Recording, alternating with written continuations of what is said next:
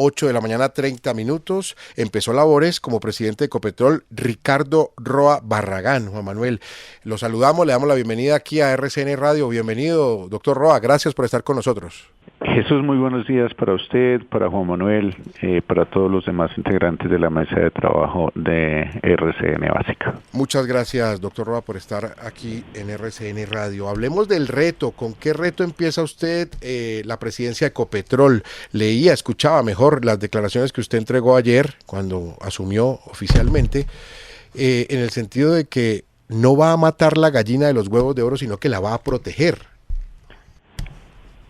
Sí, efectivamente, Jesús, aquí nos toca hacer un ejercicio, trazarnos un gran reto, y es la coexistencia de lo que hoy es el core del negocio de Ecopetrol en la exploración, explotación y producción de petróleo y gas, pero hacia las mayores eficiencias, hacia los mejores desempeños, con lo mismo que hay, hacer más y hacer más rentable la compañía. Es un gran reto que obviamente no solo depende de nosotros, sino de las condiciones que sean favorables en el mercado del precio del crudo en el mercado internacional en su referencia, y fundamentalmente en la medida en que estas condiciones existan, vamos a trabajar como se ha venido haciendo en los últimos meses para mejorar las tasas de producción, para mejorar elementos como la implementación de tecnología, para alcanzar una mayor producción en estos pozos que hoy estamos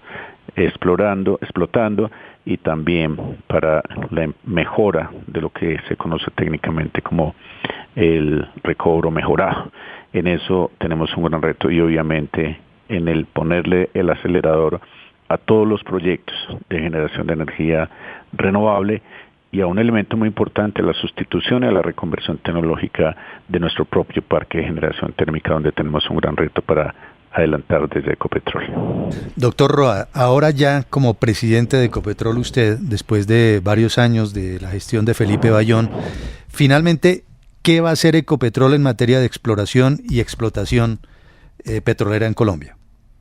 Bueno, sobre la exploración, pues acoger las directrices de la actual política del gobierno, que es que no contar con más contratos de búsqueda de los que ya tenemos.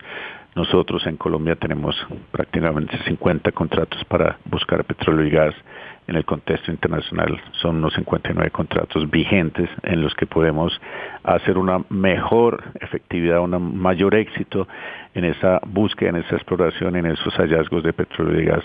Con eso tenemos que ser capaces de mejorar esos ratios, esos indicadores que hoy tenemos de búsqueda y de hallazgos de petróleo y gas. En primer lugar. En el segundo lugar, nosotros pues todavía tenemos en el país en general un importante número de hectáreas aprobadas, asignadas para la búsqueda. En el país hay 115 millones de hectáreas en la región territorial, y de esas 115 millones de hectáreas, a través de la Agencia Nacional de Hidrocarburos y sus rondas, han sido adjudicadas a los operadores de petroleras unas 21 hectáreas, 20.1 millones de hectáreas, y también de esas solo 2.4 están siendo explotadas. Ahí hay un gran campo de acción que debemos desarrollar en la búsqueda de petróleo y gas para mejorar las reservas, que es con lo que estas empresas se valoran. Esto por el lado de la exploración y la explotación petrolera. Y hace unos semanas atrás, hace unos días, escuchábamos a la ministra de Minas, Irene Vélez, hablando de que ella no descarta la posibilidad de importar gas desde Venezuela. Para usted, como nuevo presidente de Ecopetrol, ¿esto también lo contempla? ¿No se descarta esa posibilidad de importar gas desde Venezuela? Esto va a ser una búsqueda, una simulación de varios escenarios.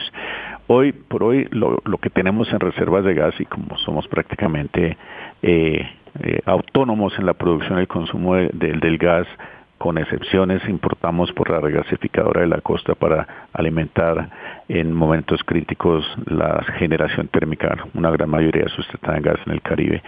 Pero en ese ejercicio de balance tenemos estamos identificando un potencial de reservas de gas en el offshore bien importante. Estamos hablando de unos 18 terapias cúbicos de gas, que frente a las reservas actuales nos multiplica por 6 las mismas, y con ello y la demanda creciendo, o unos años bien importantes hacia adelante, muy importantes. Obviamente va a depender de la viabilidad técnica y económica de colocar esa molécula de gas en el mercado y en los gasoductos para disposición de la industria.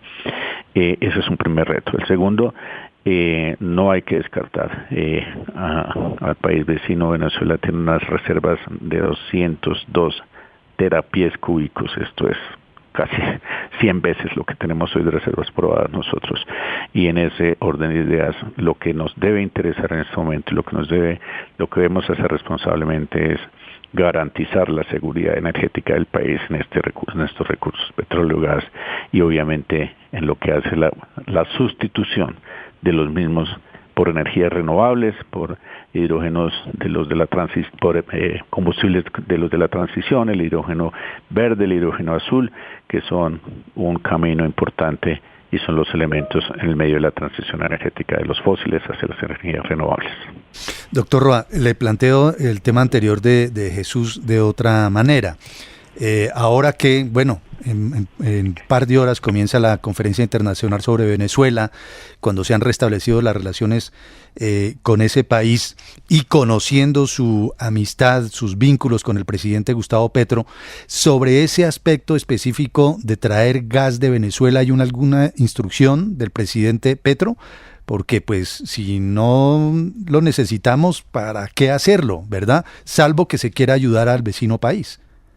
No, ni sobre esa ni sobre ninguna otra hay instrucción de directriz o línea desde el presidente. Esto se debe prácticamente al gobierno corporativo, al portafolio de proyectos de inversión que debe evaluar responsablemente la compañía, y en el marco de esas políticas y de esa institucionalidad es que debemos colocar todas las alternativas y todas las opciones. Yo sí insisto, independiente de, obviamente hoy por hoy, un buen ambiente de relaciones comerciales y políticas con Venezuela, no hay que descartar esa posibilidad. Desde Ecopetrol vamos a trabajar arduamente para mejorar esas reservas de gas, para buscar más efectivamente en los contratos vigentes que tenemos, para asegurar y garantizar más que la autonomía o la soberanía energética, la seguridad energética, que es lo responsable. En ese orden de ideas, Venezuela se vuelve en una oportunidad, no sé si en el mediano, en el largo plazo, eso va a irlo mostrando la capacidad que tengamos y la reacción que tengamos frente a la búsqueda y hallazgo de nuevas reservas, como las que mencioné en el offshore, en el Caribe. Doctor, usted dice que no va a haber nuevos contratos, entonces no se van a firmar nuevos contratos, los contratos que vayan terminando se cierran y chao, es decir, no va a haber ni nuevos contratos ni renovación de los contratos actuales. Pues esta es una decisión del gobierno a través del Ministerio y la Agencia Nacional de Hidrocarburos, de que no haya asignación de nuevas rondas de búsqueda para exploración de petróleo y gas. Ahí es donde digo yo que tenemos un gran reto, y es nosotros hemos sido exitosos en una proporción como del 8 al 10%, y tendríamos espacio importante en la vigencia de cerca de 50, son 50 realmente los contratos que tenemos hoy vigentes para exploración de petróleo y gas, sobre los cuales tenemos que ser más efectivos y lograr al menos unas metas de éxito como las en el contexto internacional se obtienen, que son del 20%. Ahí tenemos toda una posibilidad de búsqueda para incrementar las reservas de petróleo y gas.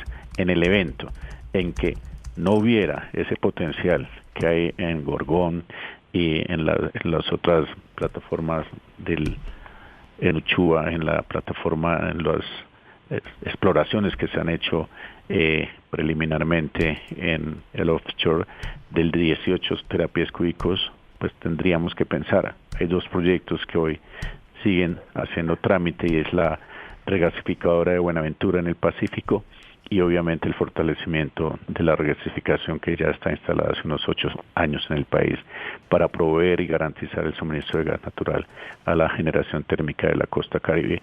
Esos son elementos que vamos a ir evaluando en la línea de tener seguridad y garantía de abastecimiento de estos combustibles para el país.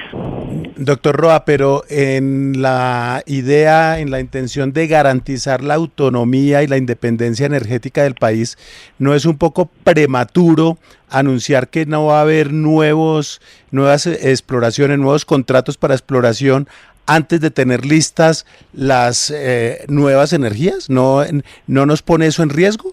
No, en ese camino es que estamos en el plan de inversión en el portafolio de inversión de Ecopetrol en la ventana 2020-2040, incluidas la incorporación de 1.000 megavatios nuevos con energías renovables. Ya ha instalado 120 megavatios y se espera que en este y el otro año estemos asegurando 40 megavatios nuevos de incorporación en el sistema, en la matriz propia de Ecopetrol para su generación de energía. Obviamente, en la medida que podamos seguir desarrollando con otros aliados y con el propio gobierno, las generadoras, posibilidad de desarrollar energías renovables a partir del sol, del viento, de la geotermia, ahí vamos a tener espacio de producir y de alcanzar ese gran reto de ser unos productores líderes, competitivos en la producción de hidrógeno verde. Doctor Roa, ¿se va a comprar monómeros? Vamos a evaluarlo. Yo hasta ahora hasta ahora no sabía que estuviera en el portafolio de expectativas de inversión de Ecopetrol, del grupo.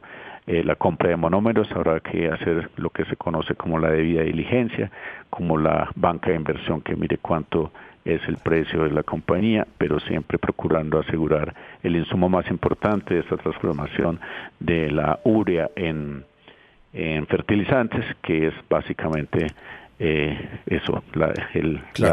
amoníaco, el NH3 es la fórmula del amoníaco, y en la medida en que tengamos posibilidad y garantía de abastecimiento de esa urea, podemos estar pensando en evaluar técnica, económica y financieramente esa oportunidad de negocio. Pero en algún momento previo a la llegada, previo a su arranque ya oficial en Ecopetrol, el presidente Gustavo Petro le ha dicho, hombre, doctor Roa, miremos la posibilidad de comprar monómeros. No, en ningún caso él me ha hecho una recomendación o una solicitud al respecto.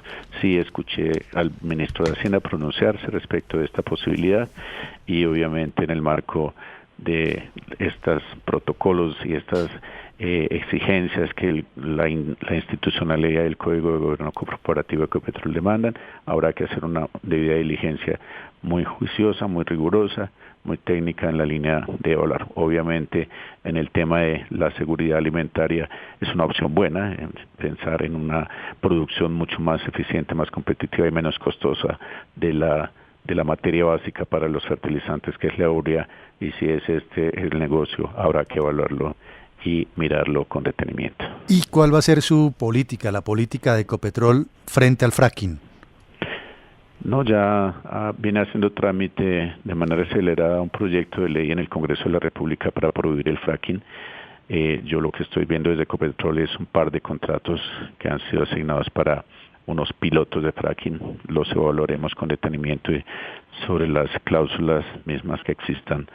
Si hay necesidad de darlos por terminados, los vamos a dar por terminado en el cumplimiento de esa norma y de esa ley, que obviamente tendrá un decreto reglamentario, y en el marco del cumplimiento de la ley, que es lo que nos compete a todas luces en cualquier práctica o cualquier proyecto que desarrolle Ecopetrol en Colombia. No haremos más fracking estando prohibido legalmente. Ricardo Roa Barragán, nuevo presidente de Ecopetrol, gracias por estos minutos con la audiencia de RCN Radio. Buen día para usted, seguimos en contacto, muchas gracias. Gracias, Juan Manuel. Jesús, un saludo para ustedes.